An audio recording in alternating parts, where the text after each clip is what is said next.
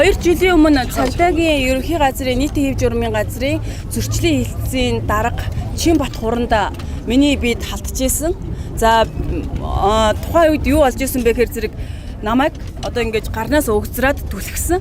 Тэгээд сүүлдээ нөгөө нэг цагдаагийн байранд болсон үйл явдал учраас би ямар нэгэн баримтаа үлдээгүй. За сүүлд нь болохоор зэрэг сэтгүүлч өнөр цэцгийг албатан гаргасан хэрэг наймаалцахаар орж ирсэн гэж байгаа байхгүй юу. Тэгэхээр би одоо хуулийн өрөөнд бодохоор хэрэг наймаалцах субъект нь шүүх, прокурор, цагдаа нөгөө талдаа гэмт хэрэгт холбогдсон одоо хуулийн этгээд байх гэдэг байгаа байхгүй юу. Тэгэхээр зэрэг би ямар нэгэн тим хүн биш байтал баримтынхаа араас явж байгаа тим халдлагад өртөжсэн.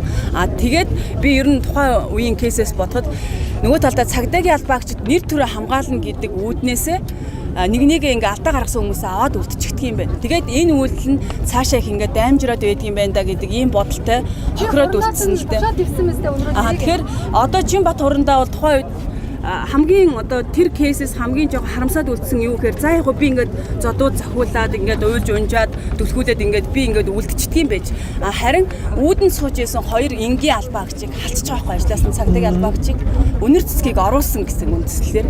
Тэгэхээр би эвчээ өрөмтөө үзүүлээд Чинбат хурандаатай уулзаагээд орж яхад энгийн 2 албаагч хилмигдээд өнгөрсөн бас их харамсалтай. За нөгөө талдаа Чинбат хурандаа тушаал буурхан гитгээл харин ч өсөөд Сүхбаатар дүүргийн цагдаагийн газрын дараагаар ажиллаж байгаа.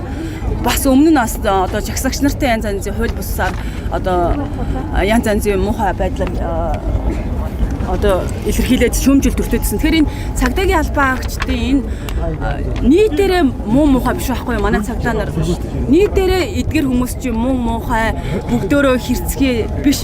Цөөхөн хүмүүсийн үйлдэлийг ингээд цагдаагийн албаагчдын нэр хүнд гэдэг шалтгаанаар ингээ хаацаалаад дараад өнгөрөхөөр энэ байдал ужиграад ингээ цаашаа яваад байгаа маа. Тийм учраас цагдаагийн хурандаа байна уу? Тэр жагсагчдын үеэр одоо хүнийг ингээ өшөглөөд явж исэн цагдаагийн бас нэг албан тушаалт юмс тэр хүмүүст хариуцлага тооцоо. Тэгэх юм бол цагдаагийн албаагчид бас цэвэршнэ.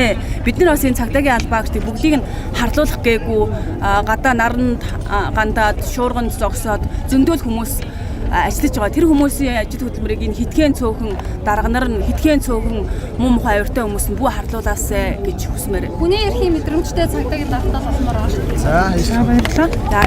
За